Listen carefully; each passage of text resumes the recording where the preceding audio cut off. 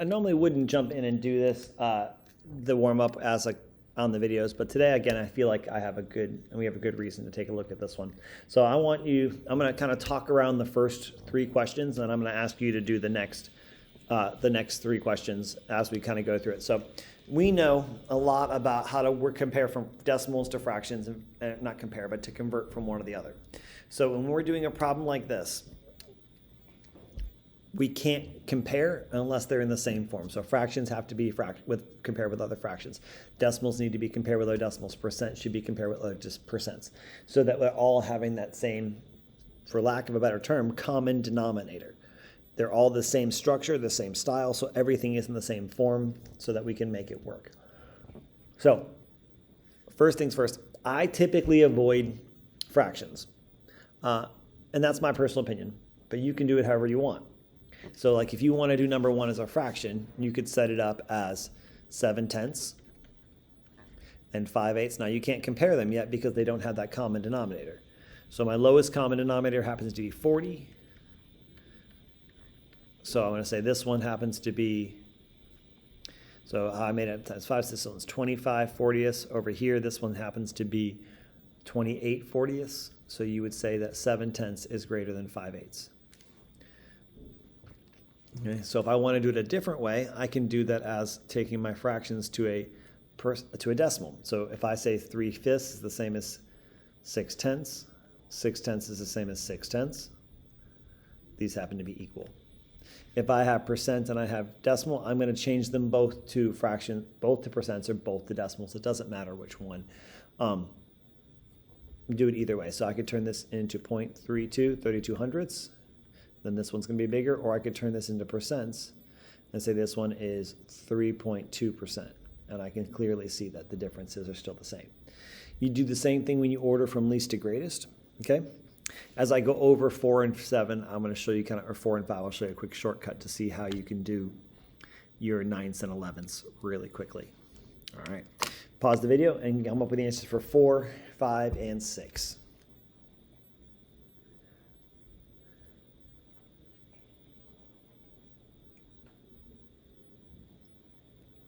All right, let's see how we do it. So these have to be all converted to fractions, decimals, or percents. I'm probably going to convert all the decimals. Okay, so 4/9, I can't turn 9 into 100 ever. But what I can do is there's a shortcut. So first thing I'm going to do it the long way. 4 divided by 9. So I'm going to add my zeros. Again, I'm going to go out like 3 places. 9 goes into 40 4 times. It's 36. Oh, 40 again, so it's still 4 times 36. Still one more. Okay, so it's 0.4444. It's going to be a repeating symbol. All right. And then 45 hundredths turns to 0.45, 45%, sorry. So my number 4 over here, I'm going to do it on this side. The least number is 4/10. The second number is 4/9. And the final answer is 45%, sorry, 45%. Those are the order from least to greatest. Now, another way to look at both 9s and 11s, a little shortcut to work your way through it, is to think a little bit of your multiples of 9. 9 and 11 work really well on this one. It works on other ones. I wouldn't go much higher than like 15 on this trick, but this does help a lot when you're working through numbers. 9 times what number, we'll say x, will get me close to 100? Well, 9, it's not necessarily going to get me 100, but what's my closest number? Well, 9 times 11 is going to get me closest to 100. It's going to be 99. So here's a real quick shortcut. We already know that that's this fraction. If I say 1/9 is roughly equal to 11 hundredths. It's not perfect. It's going to keep going on forever. But just like we found up here, would that work to get 44 hundredths? Yeah. I just simply multiply it by 4, 44 hundredths. It works the same with 11s. So let me quickly give you these answers. So the smallest number is 6.3%, followed by 63 hundredths, followed by 7/11. Now I can do that same shortcut with 7/11. I'll do it down here. Again, it's pretty much the same thing, but instead of it being 1/11, 1/9 being 11 hundredths, 1/11th is 11 hundredths, 1/11th is 0.09. And it's going to keep repeating over and over and over again. So if I multiply that by 7, it's 0.636363 all the way throughout. Now some kids go, well, this is the same. If I round it, it's 0.64. Yeah, and that's not wrong. But if I keep going, how would I compare? How would I know which one's bigger? Like this. Well, just like you did in elementary school, you learned that if you put a 0 here, that's the same value. 636 is bigger than 630. So you can see that's how I get my answer here. All right, and then our last problem, I'm going to clear out some space with from my shortcuts and take a look at these. Right? So 1/3, if I do 1 divided by 3 is 0.333, and we'll stop at 3 because most batting averages are at 3 digits. That's 310. This one is 0.600, and this one's 0.350.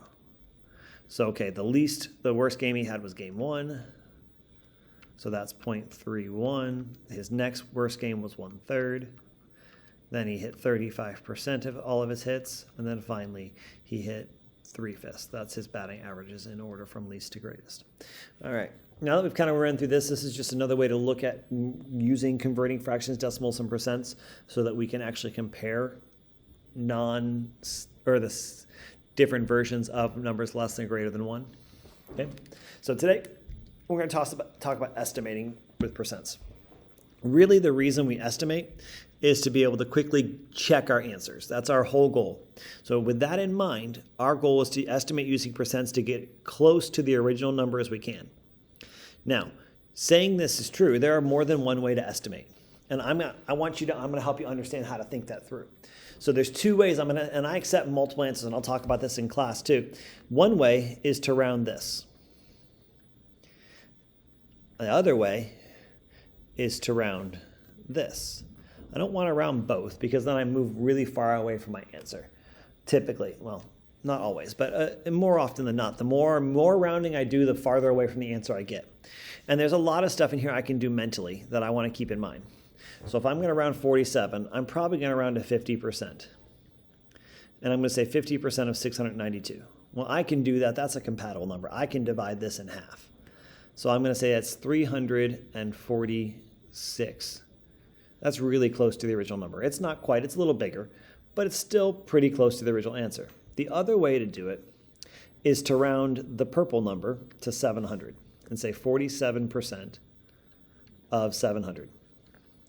Really what I want to do now is just multiply 7 times 47. Because I've got 2 decimal places, so that's going to cancel these 2 out. 2 decimals here, 2 decimals here, end up being nothing. So I really quickly can do this in my head. 7 times 7 is 9, carry the 4. 7 times 4 is 28. 28 plus 4 is 32, 329. Both of these answers are acceptable. And to be fair, this is probably your better of the 2 answers. All right, take a second and try using one of these 2 ways I showed you on your practice problem right there.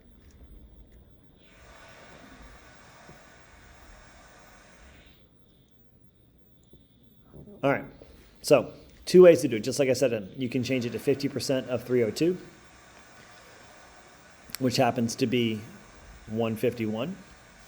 Or you can change it and say 49% of 300.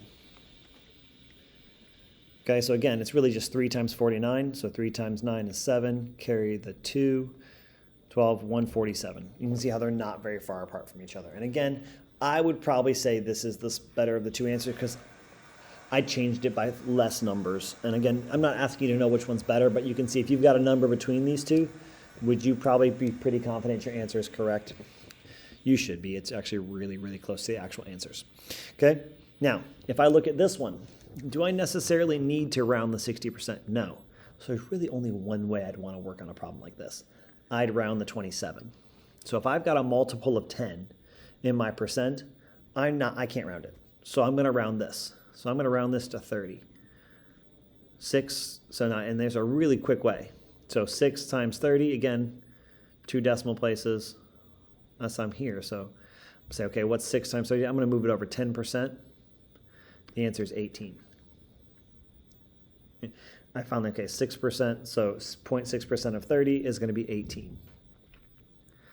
So it gives me my answer, 30 times 60 or 6 times 30. So I'm actually going to multiply it this time to get my way through it.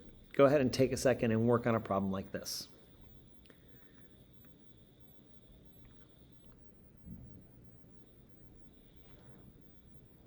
So you're right, when you go ahead and send this one, you can't really round the 80%, but you can round this to 1600. So we're going to do 8.8 times 1600, so we'll get rid of my zeros. I'm going to say, okay, 8 times 16. Okay, 8 times 16. So 6 times 8, okay, that's, oh, sorry, 1 0. I'm only getting rid of 1 0. So that's 6 times 0 is 0. 8 times that is 48. 8 carry the 4. 8 times 1 is 8 plus 4 is 12. There's my good estimate for that problem. Okay. All right. Now, this is another one just like it. It's another word problem just like this. Now, can I round 10%? Not really. So it means I'm going to round this one. And I'm going to probably round that to 720 pounds. So one of the really cool things when I'm doing 10% of a number, because our math system is base 10, it's the same as dividing by 10. So when I divide a number by 10, all I have to do is move my decimal point one place. So that's 70%. It's a great way to kind of figure out how to tip someone at a restaurant. Is you typically tip 20% for good service. So move your decimal place one to the right and then multiply that by 2. You find out what your tip should roughly be. It's a real quick shortcut to do the math without having to do a lot of heavy lifting. All right, so it's your turn to try this one. Now, this one I'll accept 2 different ways, and I'll let you guys think about which one you think would be more accurate. So try one way and see if you can think if you can get the most accurate way.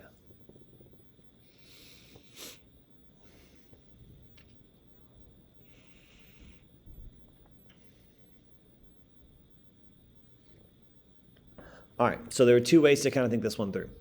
I happen to know I could round that to 12. If I keep this at 25%, I know the decimal equivalent is 1/4, or the fraction equivalent is 1/4. So can I divide 12 by 4? Yeah. So the good estimate for this would be roughly, not 3%, silly teacher, $3. You'd save about $3 if you're buying this on. How much would you save? About $3. So you'd spend about $9 on it versus $12. The other way to think this through is going, okay, well, I don't want to round the 11.90. I'm going to change this to 30%. Okay?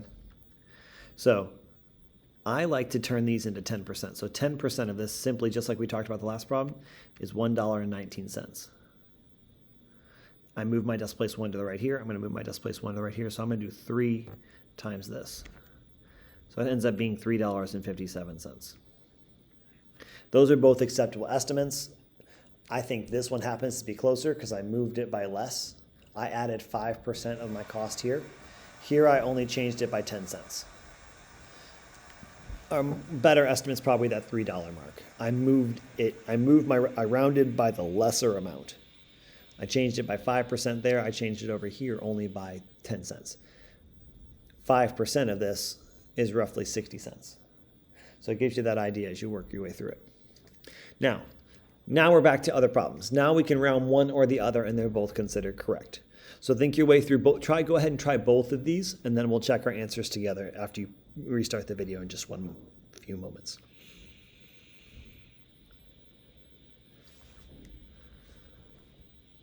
All right, again, there are 2 ways to solve this. I could do 20% of 198. Okay, and that's 2. So again, I move my decimal point 1 to the right, so I get my 10% of a number. This ends up being 39.6. Or I could do 17% of 200. Both are good rounding. 17 times, so again, move my decimal point 2 this way. So I'm going to say 17% of times 2, that's 34. So either one of these are correct. And I would happen to say this is probably my better estimate. Doesn't matter which one. No, they're both acceptable. They're both good answers. But it's just ways to think about it. So same here. I would turn this to 27, probably to 30% of 512. And I change it to 27% of 500. Either one would be work. So 27, so 5 times 27. All right, so that's 5, carry the 3, that's 135. Here, we come over here, we're gonna move our decimal point 1 to the right. So this is 153.6. 53, not 33, 53.6. I know there are wide differences, but you can probably, as you see, as my numbers get bigger, the change happens more. The more accurate estimate is the one that was changed the least. This one was only changed by 12. This one was changed by over 15. So that's probably my better estimate, but they both give us good estimates to see where we're at. All right, airline records, snack orders. Oh my goodness, they got to buy drinks for everybody. So the airline records their snack orders to passengers. Last year, 9% of all the passengers chose ginger ale. Good choice. If 408 people are on the flight to Houston, Texas, how many passengers should they expect to order ginger ale on the flight? So it allows them to order correctly so they don't run out of whatever it is. So this is okay. So I don't really need to have it down to 9% on the nose. I probably could change this to 10%.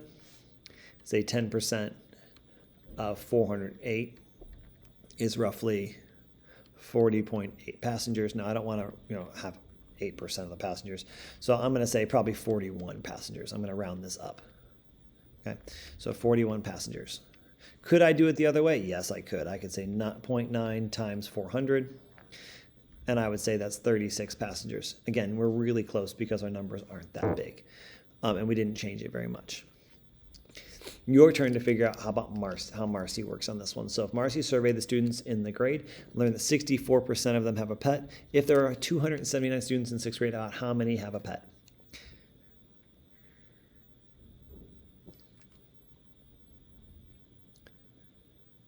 All right, if you finish the answer, let's go ahead and keep going. So there's 2 ways to do this. Again, I could take 64 and go 60% of 279, and that's, again, pretty easy. I can do my math on that one.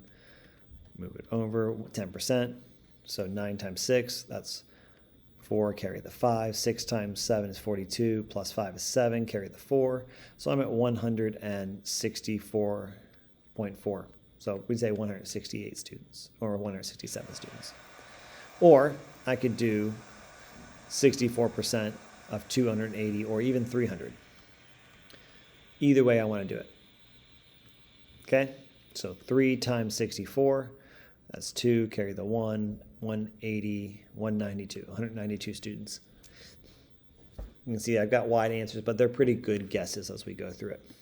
Okay, so there are other things we could do on this, and we'll talk about this if we have some extra time, but this has definitely got some serious conversions as other things as we go.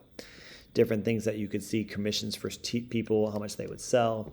Things like that would be great ways to look at how this might have an idea in real life. I'm not going to ask you to do these or make you go through these, but if you're interested in extra practice, you can go ahead and pause the video, try these, and bring them back to me tomorrow, and I'll happily take a look at them for you. Okay? If you have any questions, please come see me. I'll be happy to help you.